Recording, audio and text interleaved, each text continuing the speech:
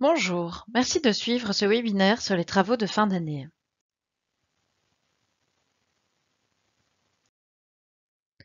Pour débuter cette présentation, nous allons approfondir les informations sur le processus de la prime de fin d'année.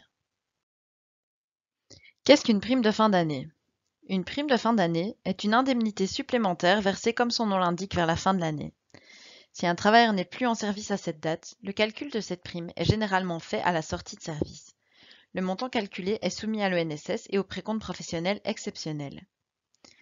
L'obligation de verser une prime de fin d'année en tant qu'employeur n'est pas réglementée au niveau national, cela dépend des règles sectorielles. Si aucune règle n'existe au niveau sectoriel, une convention collective de travail au niveau de l'entreprise, le règlement de travail ou encore une convention individuelle peut alors définir un certain nombre de choses concernant la prime de fin d'année. Par exemple, les conditions pour entrer en ligne de compte, qui paye cette prime, la période de référence dont il faut tenir compte pour le calcul, le mode de calcul à suivre et enfin les absences assimilées à des jours prestés. Si un employeur n'est pas tenu par une obligation de verser une prime de fin d'année, il peut décider d'octroyer une libéralité. Il est alors conseillé de prévoir par écrit qu'il s'agit d'une libéralité exceptionnelle unique. Votre gestionnaire payroll peut certainement vous orienter vers nos juristes afin d'intégrer cela correctement dans une convention. Enfin, pour certains secteurs, comme ceux de la construction ou de l'ORECA, la prime de fin d'année est payée par le fonds. Ce fonds est financé par les cotisations patronales mensuelles et éventuellement via une facture résiduelle. Vous vous demandez certainement où trouver toutes ces informations. Étant donné que chaque secteur a établi des règles différentes en matière de primes de fin d'année, je vous renvoie à la plateforme juridique Ella, accessible depuis votre page d'accueil MySDWorks. Celle-ci est disponible sur le côté gauche de la page d'accueil ou via Applications en haut à droite. Par défaut, vous n'avez accès qu'aux informations concernant vos ou votre commission paritaire. Si vous souhaitez accéder à l'ensemble de la plateforme juridique d'Ella, c'est possible grâce à une formule d'abonnement pour un ou plusieurs utilisateurs. Pour en savoir plus à ce sujet, adressez-vous à votre conseiller payroll. La prime de fin d'année revêtant le caractère d'un salaire, elle est soumise à l'ONSS travailleur et patronal. Toutefois, contrairement au salaire brut mensuel, elle est également soumise à un précompte professionnel exceptionnel. Il se peut donc que le précompte retenu sur une prime de fin d'année soit supérieur à celui retenu sur le salaire normal. Le montant de ce précompte professionnel exceptionnel dépend du montant annuel des rémunérations imposables normales du travailleur concerné et s'exprime en pourcentage. En tant que secrétariat social agréé, nous nous basons sur les barèmes du SPF Finance pour effectuer ce calcul de retenue. Vous l'avez certainement vu, mais pour pouvoir envoyer les prestations d'octobre via le système Payroll, nous attendions de votre part la confirmation de la date de paiement de la prime de fin d'année pour votre entreprise. Ce message est apparu sur votre page d'accueil Payroll en tant que tâche dans le courant du mois de septembre. Si nous ne recevions pas de réponse de votre part avant le 15 octobre, les salaires des groupes non confirmés ne pouvaient plus être envoyés à partir de la période salariale d'octobre. Comment fallait-il s'y prendre? Sur la page d'accueil de Payroll, dans le champ Tâches, vous trouviez la tâche relative au paiement de la prime de fin d'année. En cliquant sur l'icône d'information à côté de la tâche, de plus amples informations sur le contenu de celle-ci étaient données. En cliquant sur la tâche ou sur l'icône, l'écran suivant s'affichait. Si la mention Encore à déterminer apparaît en rouge au-dessus de la date de paiement, il fallait encore indiquer cette dernière. Pour ce faire, le crayon de modification à droite devait être utilisé. Pour chaque groupe de votre entreprise, il est possible d'opter pour une date de paiement différente pour la prime de fin d'année.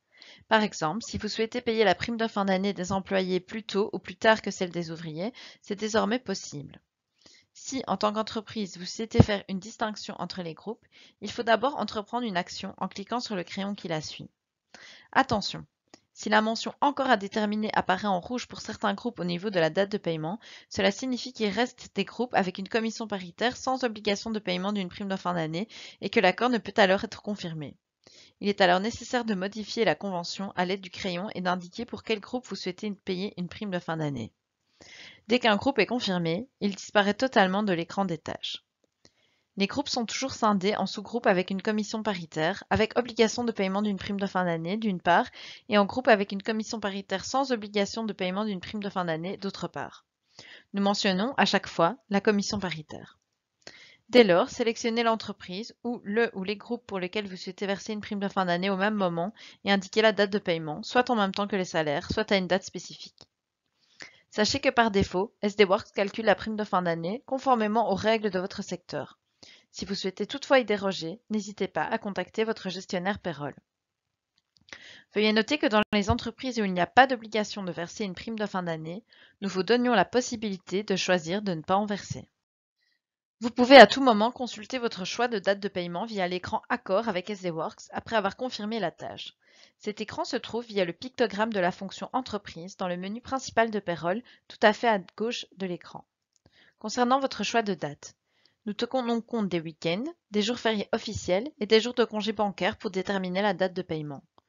Tenez compte du fait que votre gestionnaire de payroll a besoin de temps pour préparer vos primes de fin d'année. Si vous choisissez d'envoyer la prime de fin d'année avec les salaires, vous avez jusqu'au 17 du mois pour envoyer votre confirmation.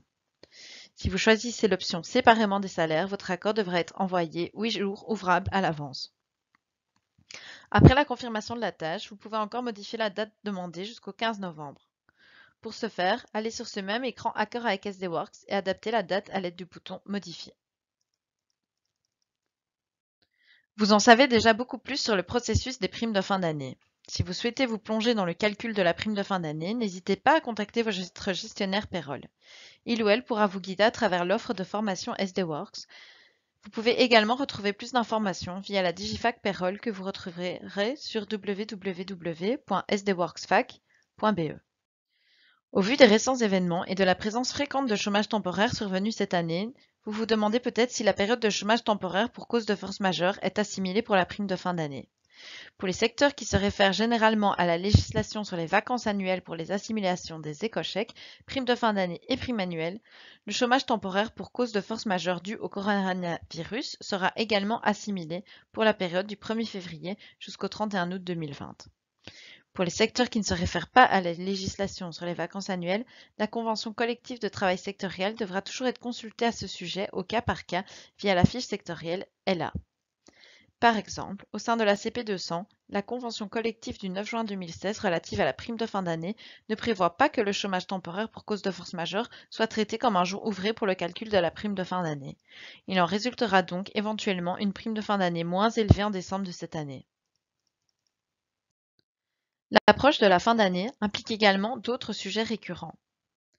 Les 3 thèmes les plus récurrents en fin d'année civile, qui génèrent leur lot de questions, sont l'épuisement du solde de vacances pour les employés, le décompte de décembre à effectuer éventuellement pour les travailleurs ayant changé de régime de travail au cours de l'année, et la clôture comptable qui suivra en début d'année prochaine. Tous les travailleurs doivent obligatoirement prendre leurs jours de congés légaux pour le 31 décembre de l'année de vacances. En d'autres termes, les jours de congés légaux de 2020 doivent tous être pris avant le 31 décembre 2020. En tant qu'employeur, vous êtes en principe tenu d'octroyer les jours de vacances légaux, même si votre travailleur ne le demande pas explicitement. Si vous faites obstacle à la prise des jours de vacances, vous risquez au demeurant des sanctions pénales. Il est fréquent de recevoir la question de l'éventualité du report de vacances à l'année suivante. Sachez que c'est théoriquement interdit.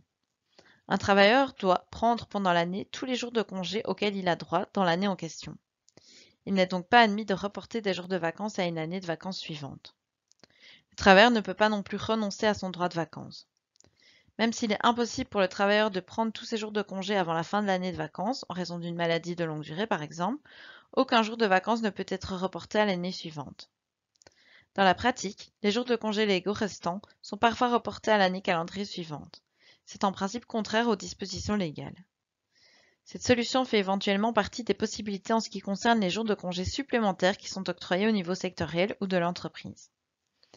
Si rien n'a été fixé au plan sectoriel, il est conseillé de déterminer au niveau de l'entreprise qu'il faut d'abord épuiser les jours de congé légaux avant de pouvoir prendre des jours de congé supplémentaires. De cette manière, on dispose d'un peu plus de marge pour quand même reporter un certain nombre de jours de congé non légaux à l'année suivante. S'il est absolument impossible à un employé de prendre ses vacances, par exemple si le travailleur est malade pendant une période prolongée, le pécule de vacances restant au 31 décembre doit lui être versé. C'est ce que stipule en tout cas la législation sur les vacances annuelles.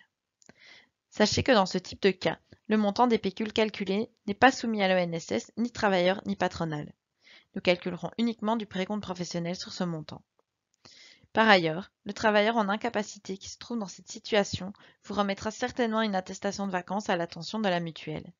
N'hésitez pas, le cas échéant, à nous les envoyer. Nous nous ferons un plaisir de les transmettre via le portail de la Sécurité sociale. Si votre entreprise souhaite prévoir des vacances collectives, ceci doit apparaître dans votre règlement de travail.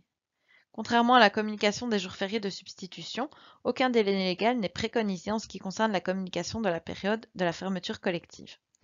Pourtant, vous feriez bien en tant qu'employeur de le faire à temps, par exemple en même temps que la communication des jours fériés de substitution ou avant la fin de l'année. Ainsi, vous évitez toute éventuelle discussion avec vos travailleurs, ceux-ci étant informés à temps, ils peuvent alors mettre leur plan de vacances en ordre également. Qu'est-ce qu'un décompte de décembre? Lorsqu'un employé commence à travailler moins d'heures en moyenne dans le courant de l'année, un décompte de décembre doit être réalisé. Ce décompte est comparable à un calcul du pécule de vacances en cas de sortie de service, à la différence que ce décompte a lieu en décembre et que la raison est une diminution du temps de travail. Nous faisons donc comme si votre collaborateur à temps plein sortait de service et rentrait directement en service à temps partiel. Ce décompte se déroule exactement comme le décompte du solde de pécule de vacances de départ, à la différence que la prime de fin d'année n'est pas inclus dans la base de calcul. Le décompte de décembre comprend le solde du pécule de vacances, simple et double, que l'employé n'a pas perçu car il a réduit ses prestations durant une période déterminée de l'année et que son pécule de vacances a été calculé sur un salaire réduit pour cette période. En pratique, chaque employé avec lequel l'employeur conclut un nouveau contrat de travail qui stipule que le travailleur vient travailler moins d'heures par semaine reçoit un décompte de décembre. Une limitation et ou une réduction temporaire du nombre d'heures de travail suffisent. Une suspension partielle du contrat de travail au cours de l'année donne également lieu à un décompte de décembre, par exemple un crédit temps à temps partiel ou un congé parental à temps partiel. Dans quelques cas, il n'est pas toutefois question d'un décompte de décembre.